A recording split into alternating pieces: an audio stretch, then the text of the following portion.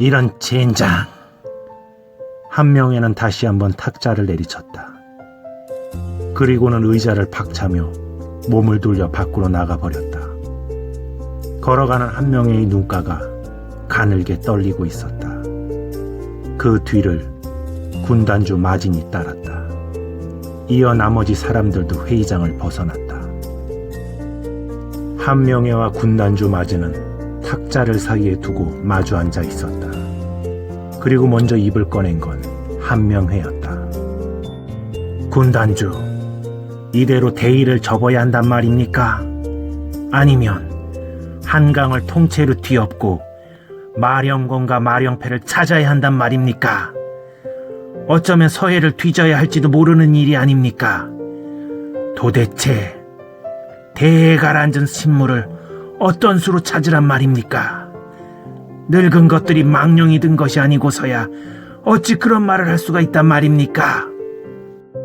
귀원주가 사라진 지금 원칙대로라면 서열 2위인 군단주 마진이 귀원주의 자리를 승계하는 것이 정상이었다. 그런 이유로 한명회 또한 마진을 귀원주에 준하게 대하고 있었다. 그런데 원로원이 이것을 가로막고 나선 것이었다. 마진은 침중한 표정을 지으며 탁자 위에 놓인 술잔을 단숨에 들이켰다. 지금 마진은 자신이 마신 술맛을 전혀 느끼지 못하고 있었다. 한공, 이미 원로원이 정한 일이요. 돌이키긴 힘들 것이요. 이에 한명회의 안광이 빛났다. 군단주만 결심하신다면 저희는 군단주를 따를 것입니다. 원로들은 창교 때의 교리나 이념 같은 창교 당시 고리타분한 가치만 신앙처럼 추정하는 은둔자일 뿐입니다. 어찌 보면 교내의 또 다른 집단이라고 볼 수 있지요. 문제는 12명의 원로 중 최대 장로 한 사람입니다. 그 늙은이에겐 타협이란 존재하지 않습니다. 원리 원칙만을 추구할 뿐, 그나마 귀원주가 있을 때는 교리대로 절대 교내 일에는 관여치 않았으나 따지고 보면 그때도 귀원주의 심적 부담이 이만저만이 아니었습니다. 그리고 그때와 지금은 사정이 전혀 다릅니다.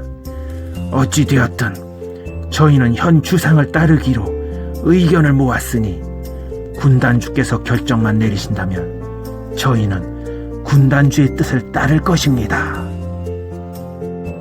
군단주 마진의 시선이 한명회를 향했다. 그리고 깊은 한숨을 내쉬며 말했다. 어찌 보면 그들이야말로 귀원대 최고의 힘이 아닌가. 비록 고집불통에 늙긴 하였으나 그들을 만만하게 보았다간 되려 화를 입을 수도 있다는 것을 명심하게. 물론입니다. 비록 우리의 병력이 월등히 많다고는 하나 어차피 순회급들만이 원로들과 자웅을 겨룰 수 있을 것입니다. 그렇게 된다면 우리가 승리를 한다 해도 귀원대는 힘의 파라를 잃게 될 것입니다. 마진은 침통한 표정을 지으며 말했다. 그건 귀원대의 자멸이 아닌가. 이하의 힘으론 귀원대는 존재할 수 없네. 물론입니다. 원로들과의 충돌은 자멸이지요. 그만큼 원로들 개개인의 힘은 무섭습니다. 그러니 그들이 우리의 말을 따르게 할 수 있는 방도를 강구해야겠지요.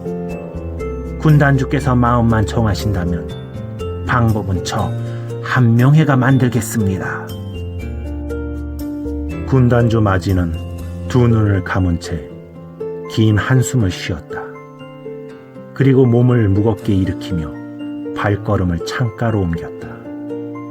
이미 창밖은 어둠 속에 제 모습을 감추고 있었다. 한공, 그건 좋은 생각이 아닌 듯 싶소.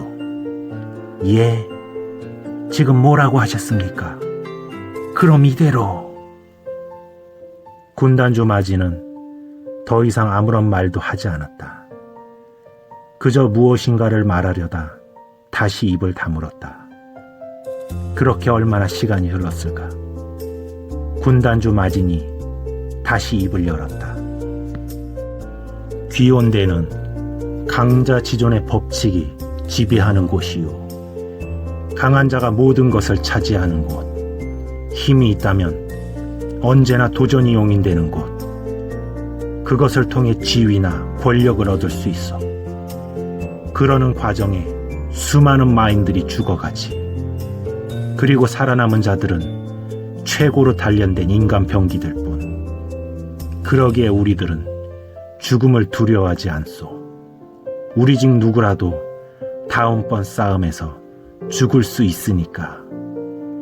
그것을 모르는 교인이 없기 때문에 겁없이 싸울 수 있는 것이오. 하지만 원로원은 다르오. 그들은 마진은 말을 흐리며 이내 입을 굳게 다물었다. 그런 마진을 바라볼 뿐 한명에도 더 이상 입을 열지 않았다. 지금 마진이 무엇을 말하려 하는지 한명의 자신도 너무나 잘 알고 있었기 때문이었다. 어느새 귀원대의 하늘 위로 한 장의 먹장 구름이 달빛을 집어삼키고 있었다. 처소에 혼자 남은 한명회는 홀로 술잔을 기울이며 깊은 시름에 잠겨 있었다. 너무 서두른 것이 화를 부른 것 같군. 한명회는 술잔을 기울이며 어떤 기억을 떠올리고 있었다. 대군마마, 아직은 때가 아니옵니다. 우선은 어린 주상을 내세우시고 실권을 장악하소서. 그렇게 1년간은 명분과 기초를 다지셔야 하옵니다. 그런 후에 어린 주상을 상왕으로 옹립한 후 양위를 받으소서. 그리하면 명분과 실리를 모두 차지할 수 있사옵니다. 한명회의 간곡한 말에도 수양대군의 마음은 확고했다. 그대는 아직도 주상의 진면목을 보지 못했단 말인가? 주상은 결코 겁박에 굴복하지 않을 것이다. 주저하다간 어쩌면 우리가 당할 수도 있다. 더 크기 전에 싹은 자르는 것이 좋아. 내 말 알아듣겠나? 수양대군이 무슨 말을 하려 하는지 한명회 역시 잘 알고 있었다. 그 역시 어린 주상을 처음 독대했을 때 온몸에 소름이 돋을 정도로 두려움을 느꼈기 때문이었다. 대군마마, 무엇이 두렵습니까? 우리에겐 귀온대가 있사옵니다. 귀온대라는 말에 수양대군의 표정이 무겁게 가라앉았다. 귀온대의 힘은 천하무적이다. 허나 나는 그 힘을 마음대로 사용할 수 없다. 귀온대는 대군마마의 것이옵니다. 어찌 그런 말씀을 하시옵니까? 그냥 하명하소서. 그들은 대군마마의 명을 따를 것이옵니다.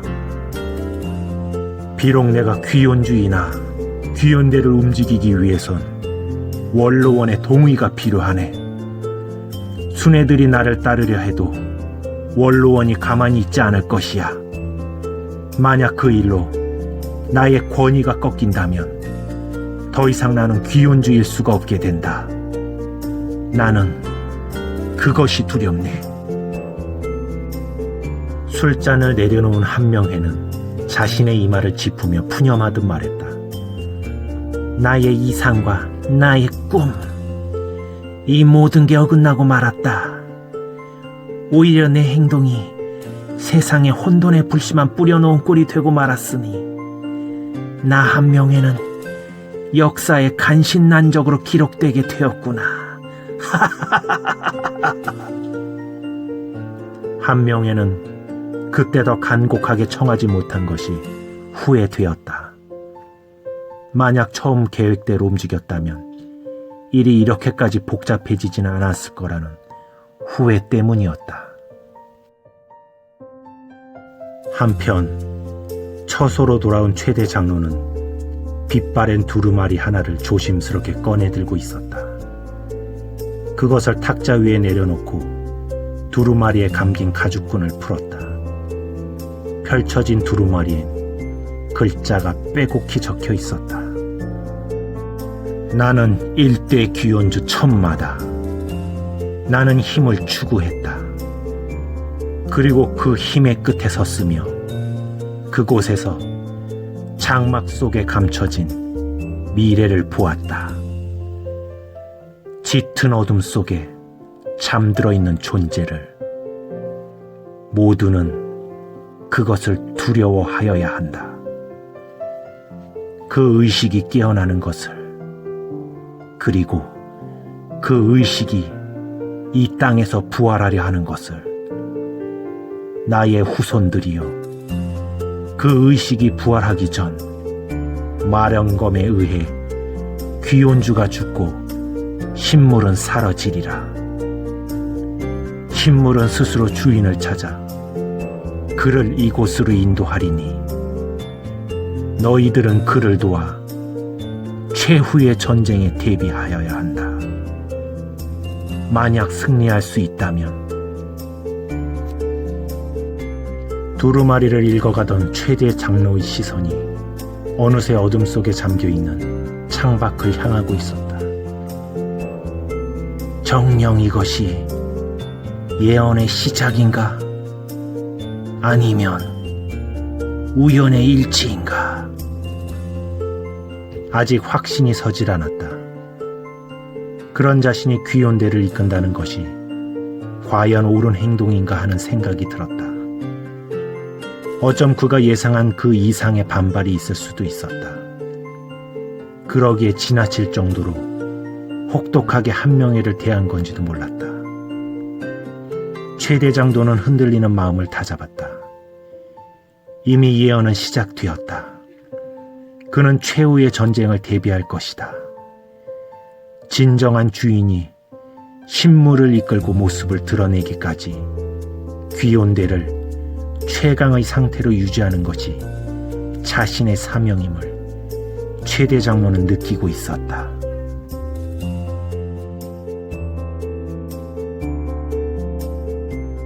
가오카리만큼 경사진 길을 나는 쉼없이 오르고 있었다.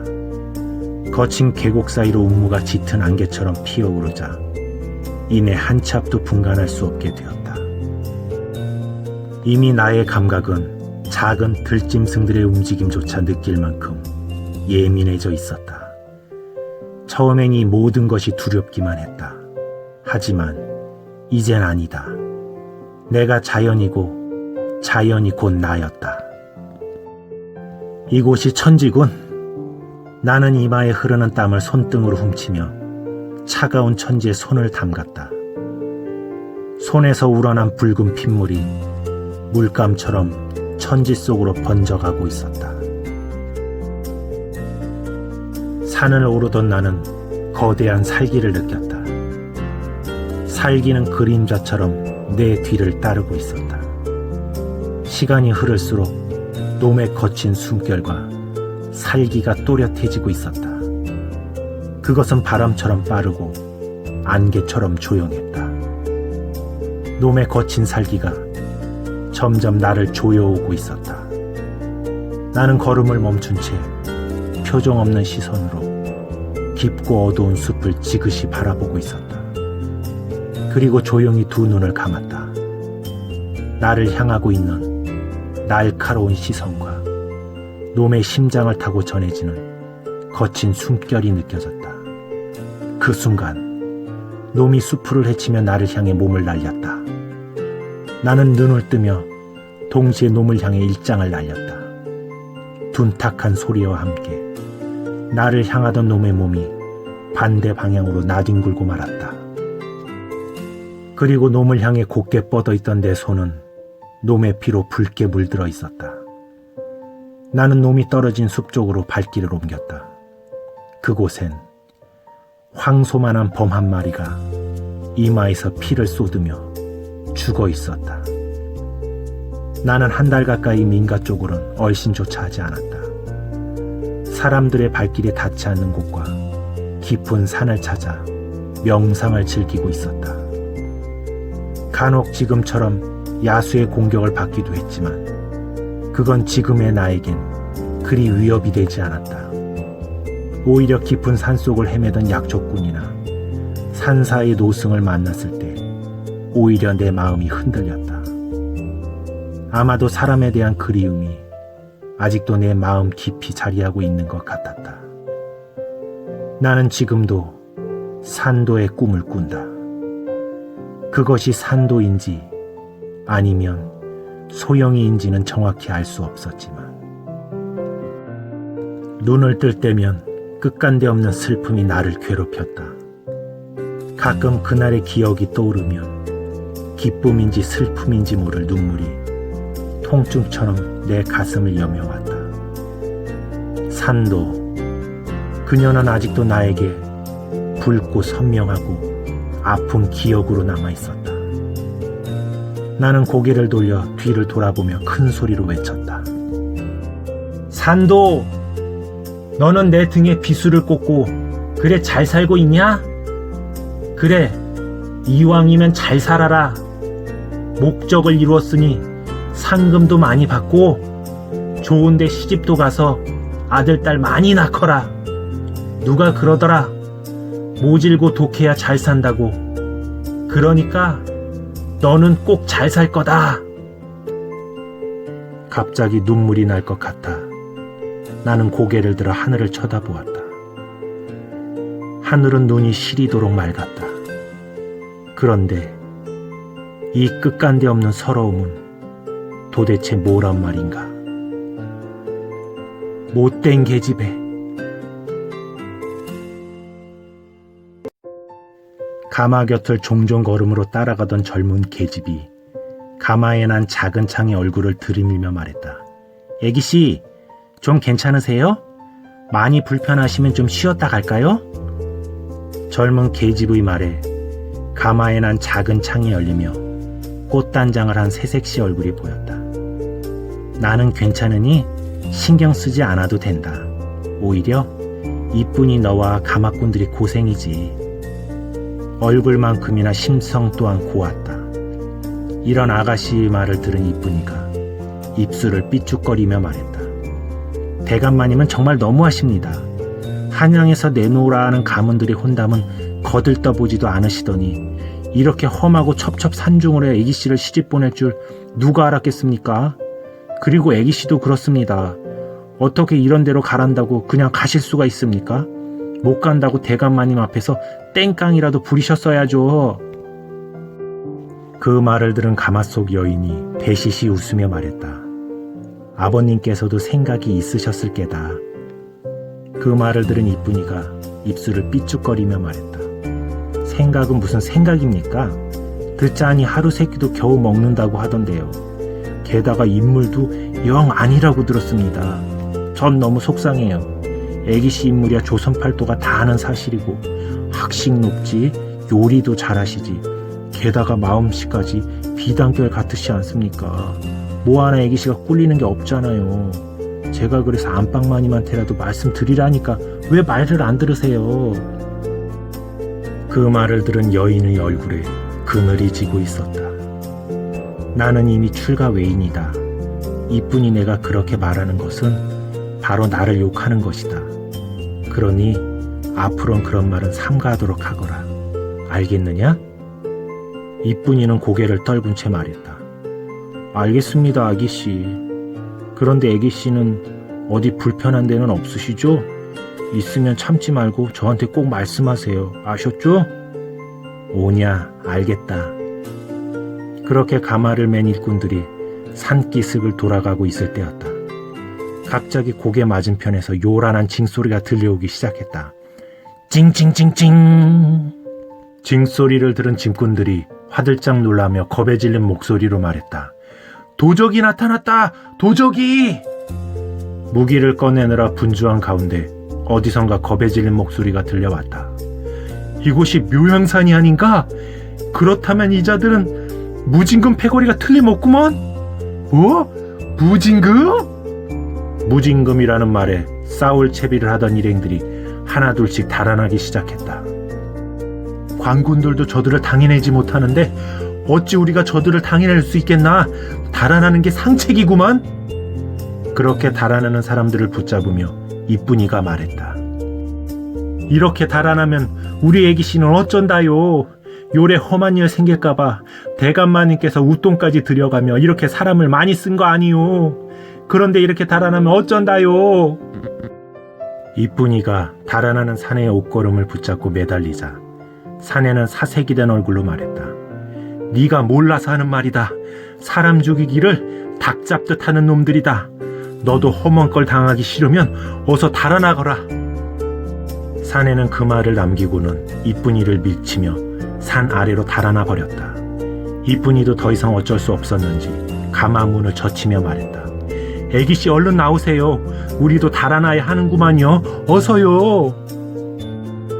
가마에서 나온 여인은 불안한 얼굴로 이쁜이의 손을 잡고 산 아래를 향해 달아나기 시작했다.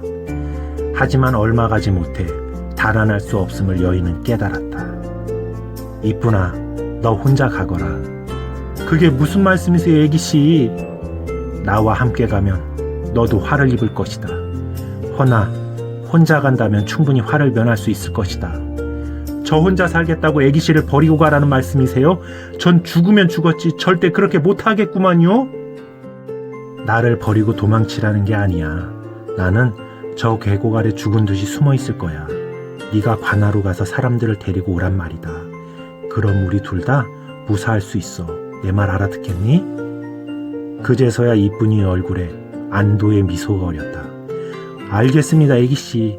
제가 가서 사람들을 꼭 데리고 오겠습니다. 그때까지 꼭 숨어 계셔요. 아셨죠? 얼른 다녀오겠습니다. 그래, 어서 가거라. 이쁜이는 달아나다 계속해서 뒤를 돌아보았다. 여리디 여린 애기씨가 마음에 걸려서였다. 이쁜이가 시야에서 사라지자 여인은 손발이 떨릴 정도로 무서웠지만 한 걸음 한 걸음 계곡 아래를 향해 나아갔다. 그렇게 몇 발자국도 가기 전에 바로 머리 위에서 요란한 소리가 들려왔다. 여인은 바닥에 몸을 움츠리며 자기도 모르게 입을 틀어막았다. 빨리 쫓아가지 않고 뭐하느냐? 특히 그 신부 계집은 털끝 하나도 다치게 해서는 안 된다. 알겠느냐? 알겠습니다, 부두령. 그 말을 들은 여인은 숨이 막힐 듯 두려웠다. 그렇게 얼마나 지났을까? 인기척이 사라지자 여인은 다시 용기를 내어 비탈길을 내려가기 시작했다. 그러다 그만 발을 헛디고 말았다. 여인이 눈을 떴을 땐 이미 태양은 산줄기를 넘어서고 있었다. 여인은 서둘러 몸을 일으키려다 신음성을 토하며 다시 주저앉고 말았다.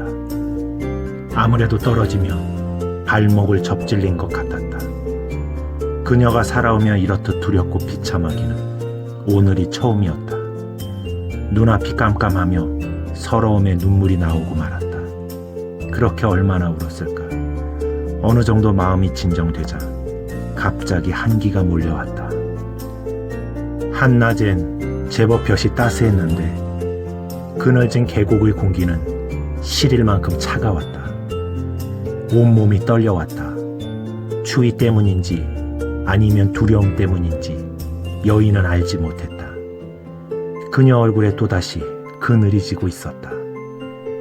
주위를 둘러보던 여인은 큰 바위 그늘진 곳에 몸을 움츠린 채 이쁜이가 오기만을 기다리고 있었다. 여인은 두 다리를 꼭 감싸 안은 채 추위를 버텨보려 했지만 뼛속까지 전해지는 한기는 그녀로서도 참기가 힘들었다. 그렇게 죽은 듯 추위에 떨고 있을 때였다. 갑자기 계곡 안이 어수선해지며 사람의 소리 같은 것이 메아리처럼 들려왔다. 그 소리는 점점 더 또렷해지고 있었다. 네가 이곳에 있는 것을 다 알고 있다. 너를 해치려 하는 것이 아니니 그만 나오거라. 달라진 것은 아무것도 없다. 너는 물러터진 놈 대신 두목님한테 시집을 가면 되는 것이다. 너를 여왕처럼 살게 해주신다고 하셨다. 진귀한 금은 보화를 듬뿍 주시겠다고 하셨다. 그러니 썩 나오거라. 그 말을 들은 여인은 두려움에 또다시 눈물을 흘리고 말았다. 은장도를 잡은 손에 더욱 힘이 들어가고 있었다. 그러는 사이 목소리는 지쳐까지 다가온 상태였다. 여인은 마지막을 예감하며 몸을 일으켰다. 여인이 바위 틈에서 모습을 드러내자 산적들은 순식간에 자세를 고쳐잡고 눈빛을 빛내고 있었다. 하지만 여인의 모습을 본 순간 사내의 얼굴이 찌푸려지고 말았다. 내년 몸에 털끝 하나라도 건들 시엔 미년 계집종년이 대신 대가를 치러야 할 것이다. 그년을 이리 끌고 오너라. 수아에게 끌려 나온 이쁜이는 바닥에 짐짝처럼 던져졌다. 하지만 넋이 나간 듯 초점 없는 시선으로 눈물조차 흘리지 않고 있었다. 늘 주름 하나 없이 반듯했던 옷매무새가 여기저기 찢기고 흐트러진 모습 그대로였다. 더구나 밝고 생기 넘치던 얼굴은 마치 무덤에서 파낸 송장처럼 귀기가 서려 있었다. 너희들 도대체 무슨 짓을... 말하던 여인의 어깨가 가늘게 떨리고 있었다. 여인은 같은 여자로서 주체할 수 없는 분노를 느꼈다. 이제 결심은 확고해졌다. 여인은 잡고 있던 칼에 더욱 힘을 주고 있었다. 이쁜아, 미안해.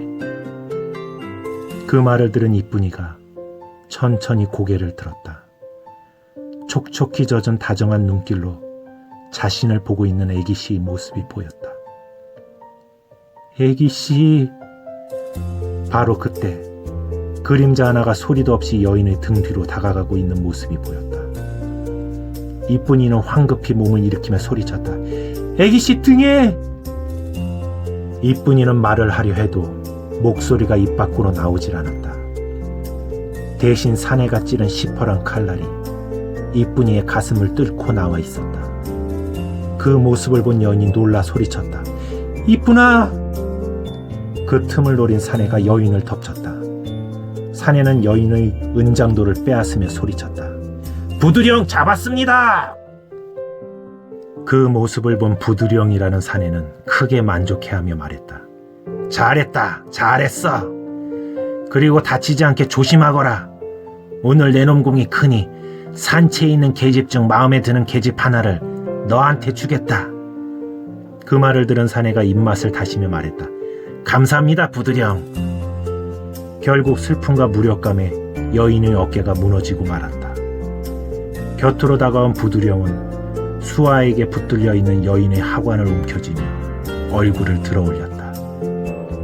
눈물로 촉촉히 젖은 여인의 얼굴을 보고 있자니 절로 마음이 통했다. 욕정으로 이글거리는 사내의 눈과 마주친 여인은 절망감에 얼굴이 파랗게 질리고 말았다. 그리고 이내 정신의 끈을 놓고 말았다. 여린 몸으로 감당하기엔 너무나 큰 공포였다. 부두령은 거친 숨을 몰아쉬고 있었다. 그리고 그 주위로 수아들이 하나둘씩 모여들기 시작했다. 어느새 정신을 잃은 여인 앞에 도착한 자들은 하나같이 음흉한 눈빛을 바라며 쓰러져 있는 여인을 구석구석 흩으며 마른 침을 삼켜대고 있었다. 그거 참 선녀가 따로 없군. 안 그러냐? 부두령은 주위를 둘러보며 음흉한 눈빛을 보내고 있었다. 어떤 동의를 구하는 듯 했다. 곧이어 뒤쪽에 있던 자가 실소를 흘리며 말했다. 헤헤헤헤, 어차피 명령은 생포가 아닙니까?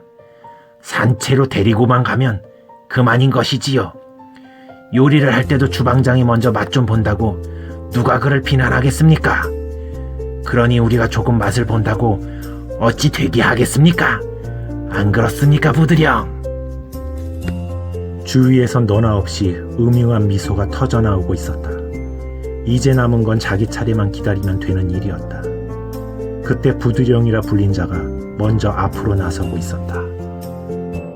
주위에 있는 자들은 마른 침을 꼴깍꼴깍 삼키며 목이 빠져라 자기 차례를 기다리고 있었다.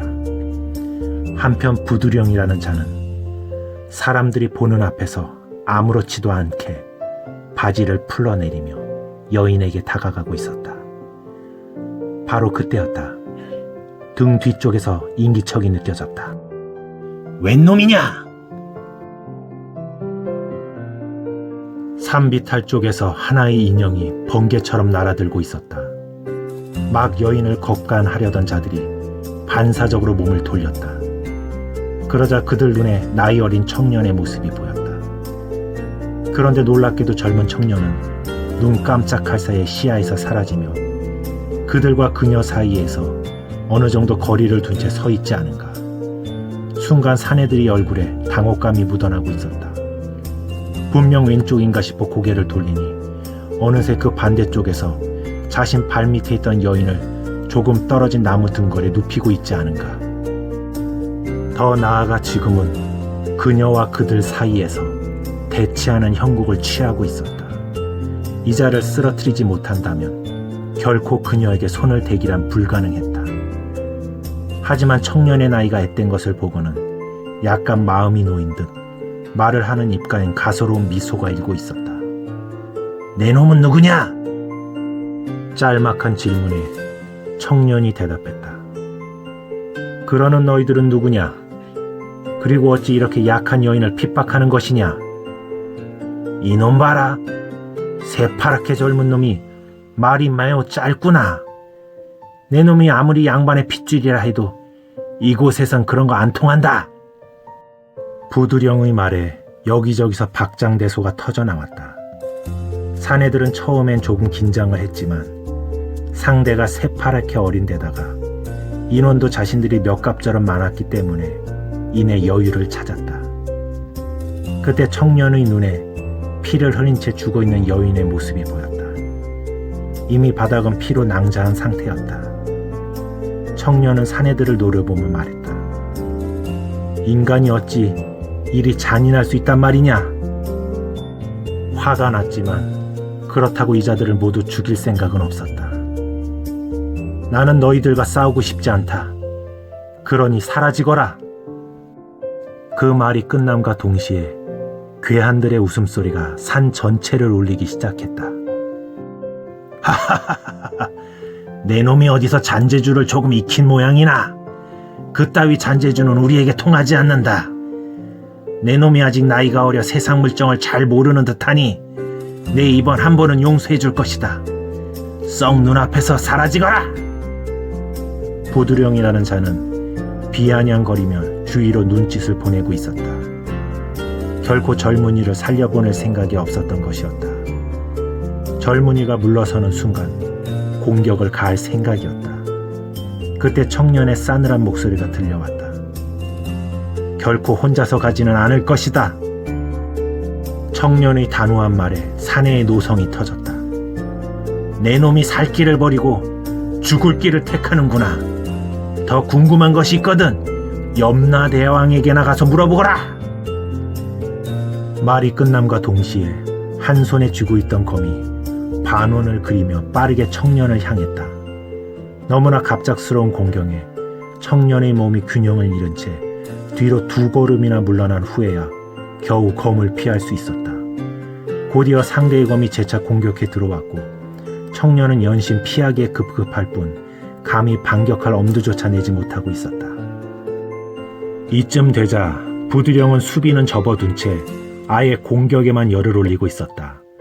공격이 더욱 거세지고 한층 포악해지고 있었다. 부두령 주위로 뿌연 흙먼지가 일 정도로 부두령의 공격은 점점 더 흉폭해지고 있었으나 좀처럼 청년의 몸에 해를 가하지 못하고 있었다. 오히려 시간이 지나면 지날수록 청년의 몸은 점점 더 부드러워지고 있는 반면 부두령의 동작은 점점 더 둔해지고 있었다. 바로 그때였다. 퍽! 둔탁한 소리와 함께 부두령이 단발마의 비명을 지르며 뒤로 나뒹굴고 말았다. 청년의 오른발에 가슴을 정통으로 얻어맞은 부두령의 몸이 수장을 날아가 그대로 나무 사이에 처박히고 말았던 것이었다. 일행 중 한 명이 쓰러진 부두령을 향해 몸을 날렸다. 그는 쓰러진 부두령을 안으며 침통한 표정을 지으며 말했다. 이미 숨이 끊겼네. 순간 뒤쪽에서 싸움을 관전하고 있던 일행들의 낯빛에서 웃음기가 가셨다. 동시에 몸을 날리며 청년을 포위하듯 애워싸고 있었다.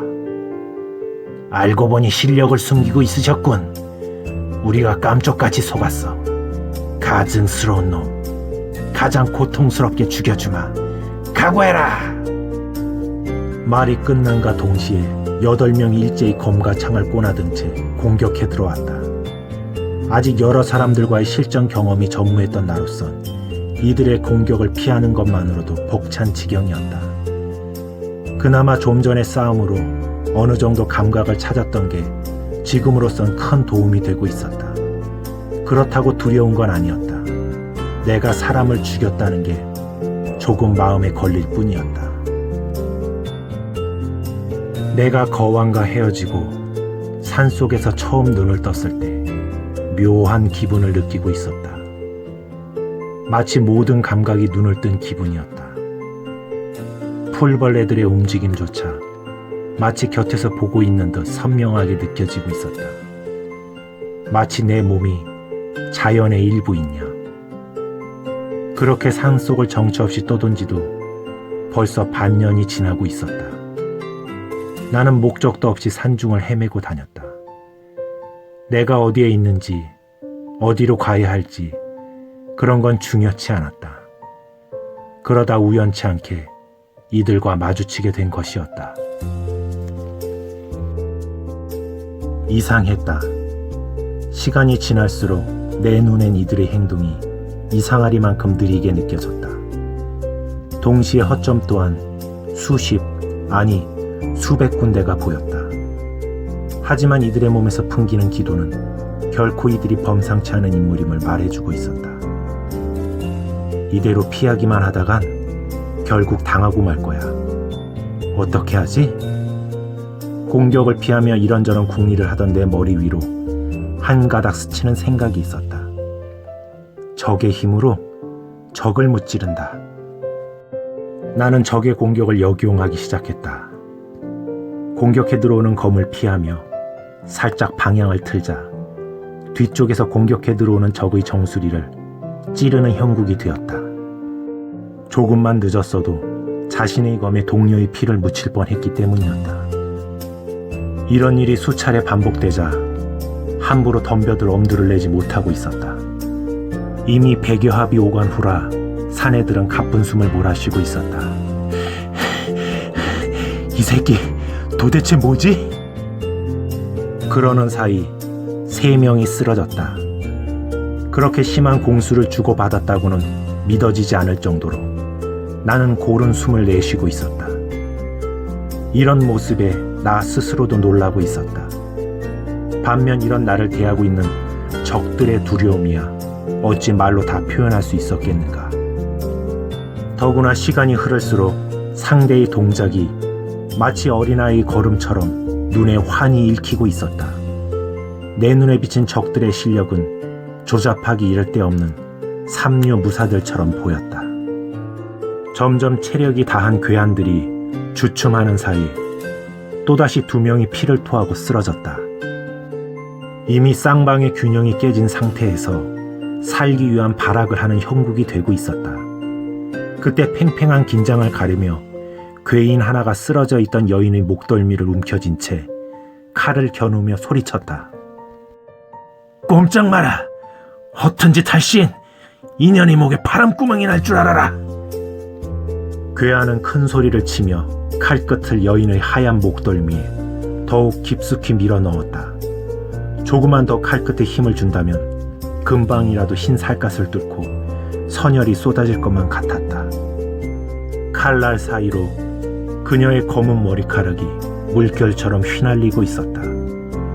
그런 위협을 그저 냉막한 시선으로 주시하던 나는 건조한 말투로 괴한의 말을 받았다. 지금 그대가 취한 행동은 아주 훌륭했다.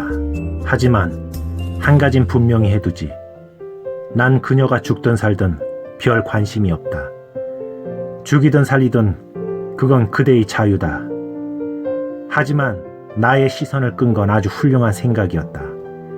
내가 그대에게 시선이 쏠린 사이 여기 있는 2 사람이 달아난다면 난 어쩔 수 없이 둘을 놓아줄 수밖에 없을 것이다.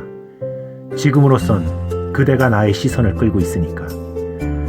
반면 그대 혼자 달아났다면 난 어쩔 수 없이 여기 있는 둘을 상대할 수밖에 없었겠지.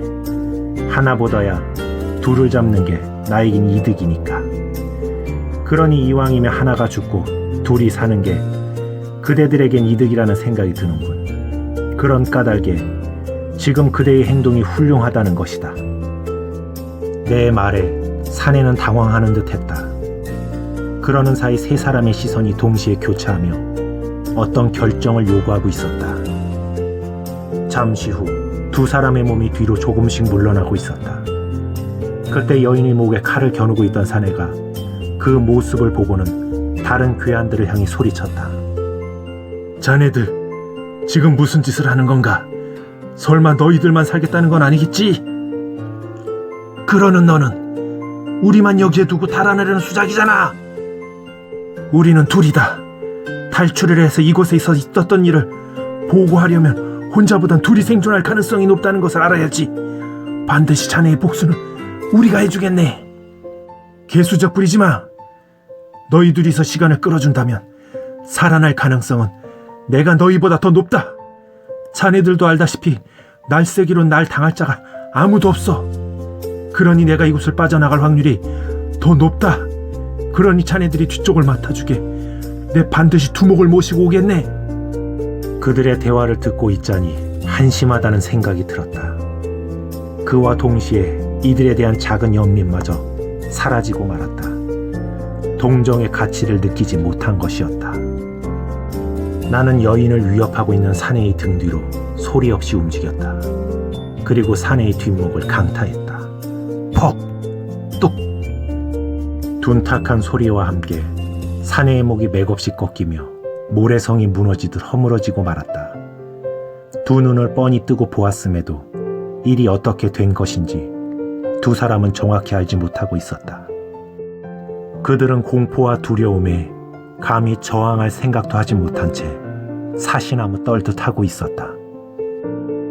그런 그들을 한참 동안 바라보던 나는 그들을 스쳐 지나가며 말했다. 다시 내 눈에 띄는 날이 너희들의 제삿날이 될 것이다. 그러니 썩 사라지거라. 그들은 내가 지나간 후에도 한참 동안 그곳을 벗어나지 못한 채 말뚝처럼 서 있었다. 그러다 어느 순간 꽁지에 불이 붙은 망아지 마냥 미친 듯이 달아나 버렸다. 잠시 후 정신을 차린 여인은 깜짝 놀라며 본능처럼 자신의 몸을 살폈다. 다행히 아무 일도 없는 것 같았다. 그런데 누군가 자신의 다리에 부목을 대어 놓은 것이 보였다. 그녀는 통증이 전해지는 다리를 부여잡으며 고개를 들어 주위를 살폈다. 그러다 너무 놀라 비명이 튀어나오려는 자신의 입을 두 손으로 틀어막고 말았다. 방금 전까지 자신을 겁박하던 자들이 여기저기에 쓰러져 있었기 때문이었다. 그렇다면 자신을 구하러 사람들이 온 것이 아닌가 하는 생각이 들자 반가운 마음에 자기도 모르게 크게 소리를 치고 말았다. 도와주세요, 도와주세요. 그녀의 메아리가 채 가시기도 전에 숲속에서 하나의 검은 물체가 그녀를 향해 다가오는 것이 보였다. 그녀의 커다란 눈이 두려움에 금방이라도 눈물을 쏟아낼 것만 같았다. 여인은 몸을 움츠린 채 두 팔로 무릎을 꼭 끌어안았다. 두려움에 더욱 몸이 움츠려들고 있었다. 그림자의 모습이 가까워질수록 온몸이 떨려오고 두려움은 더욱 커져만 갔다. 그녀는 울먹이는 목소리로 간절하게 말하고 있었다. 저를 구하러 오신 거죠? 맞죠? 그녀의 말은 더 이상 이어지지 못했다. 달빛 아래 드러난 모습은 자신을 호위하던 짐꾼도 그렇다고 광군의 모습도 아니었다. 처음 본 낯선 사람이었다. 순간 심장이 내려앉는 듯 약간의 현기증마저 느껴졌다. 뭐라 말을 하려 했지만 두려운 마음에 말문이 열리지 않았다. 괜찮습니까? 여인은 정중한 말투와 훤칠한 외모에 조금은 마음이 놓였는지 울먹이는 목소리로 말했다. 당신은 누구시죠? 저를 구하러 오신 건가요? 여인의 간절한 눈빛에 나는 최대한 정중하게 이야기했다. 지나던 길에 낭자의 처지가 위급하여 이렇게 나서게 되었습니다. 그럼 공자님께서 소녀를 구해주셨군요. 공자께서는 소녀의 은인이십니다. 이 은혜는 평생 잊지 않겠습니다. 감사를 표하던 여인의 두 볼이 촉촉히 젖어들고 있었다. 긴장이 풀려서일까 참아왔던 서러움이 복받쳐 올랐다. 그렇게 한참을 흐느낀 후에야 고개를 든 여인의 얼굴은 먼지와 눈물로 얼룩져 있었다. 그런 모습조차 고울 정도로 그녀는 아름다웠다. 어느 정도 마음이 진정되자 여인은 아픈 몸을 이끌고 이쁜이가 있는 곳으로 다가갔다. 이쁜이의 볼을 쓰다듬던 여인이 나를 돌아보며 간절한 목소리로 말했다. 이쁜이를 여인은 목이 메어 말을 잇지 못하고 있었다. 하지만 그녀가 무슨 말을 하려 하는지 나는 알 수 있었다. 나는 그녀를 위로하듯 말했다. 걱정하지 마시오. 나는 이쁜이를 안고 숲을 사이로 사라졌다. 그리고 잠시 후 그녀 앞에 돌아왔다. 그 아이는 양지 바른 곳에서 편안할 것이니 너무 심려하지 마세요. 고맙습니다, 공자님. 고맙습니다. 그렇게 나와 지내는 동안 조금씩 마음이 진정되는 듯 했다. 내가 아니었다면 끔찍한 일을 당했을 거라는 생각 때문이었을까. 나에 대한 믿음은 더욱 커졌고 그만큼 나에게 의지하려 했다. 소녀는 조령이라고 하옵니다. 공자의 존성 대명을 여쭤봐도 되겠습니까? 전 건우라고 합니다. 건우 공자님, 이 은혜는 결코 잊지 않겠습니다. 신경 쓰지 마세요. 누구라도 그런 상황이라면 도움을 주었을 것입니다. 마음에 담아두지 마세요. 나는 그 말을 남기고는 다시 숲으로 사라졌다. 너무나 쾌속한 신법이라 조령은 빤히 보고 있었음에도 언제 내가 사라졌는지 알지 못했다. 숲은 이미 어둠이 내려앉아 있었다. 나는 돌아와 조령에게 말했다. 숲 건너편 쪽에 쉴 만한 곳이 있습니다. 나는 앞서 걸었고 그녀는 내 뒤를 따랐다. 어둠이 내려앉은 숲의 풍경은 기괴하고 음산하기만 했다. 풀벌레 소리가 사방에서 들려올 때마다 조령은 몸을 움츠리며 깜짝깜짝 놀라곤 했다. 조령은 자기도 모르게 내 옷소매를 꼭 움켜잡고 있었다. 손끝으로 그녀의 떨림이 느껴지고 있었다. 오늘 그녀가 겪은 일은 여인의 몸으로 감당하기엔 너무 큰 고통이었을 거라는 생각이 들었다. 나는 잠시 망설이다 조령을 번쩍 안아 들고는 숲속을 향해 달리기 시작했다. 숲의 부드러운 바람이 조령의 두 볼을 살며시 간지르고 지나갔다. 그러다 점점 속도가 붙자 그녀의 귀 밑으로 바람이 빠르게 스치는 것이 느껴졌다. 조령은 무서운 마음에 나를 더욱 꼭 끌어안았다. 순간 그녀의 부드러운 감촉과 채취가 느껴졌다. 나는 더욱 속도를 올렸다. 잠시 후 그녀의 눈에 작은 동굴이 보였다. 나는 그녀를 동굴 안쪽에 살며시 내려놓으며 말했다. 오늘은 이곳에서 쉬었다 가야겠습니다. 불편하시더라도 하루만 참으세요. 날이 밝는 대로 마을까지 데려다 드리겠습니다. 그 말을 들은 조령이 눈물을 글썽이며 말했다. 소녀 더 이상 갈 곳이 없나이다. 살아 돌아가 봐야 가문의 명성에 해만 끼칠 것이요. 시댁에선 저를 며느리로 받아들이려 하지 않을 것입니다. 염치 없으나 공자께 이 한 몸 의탁하고 싶습니다. 부디 저를 가엾이 여기시어 소녀의 청을 뿌리치지 말아주세요. 공자마저 저를 내치신다면 소녀 더 이상 살아있을 수 없나이다. 나는 뭐라 말할 수가 없었다. 그녀의 눈빛은 간절했고 또한 애절했다. 천천히 생각해 보시지요. 아마 좋은 방법이 있을 것입니다. 그러니 너무 심려하지 마세요.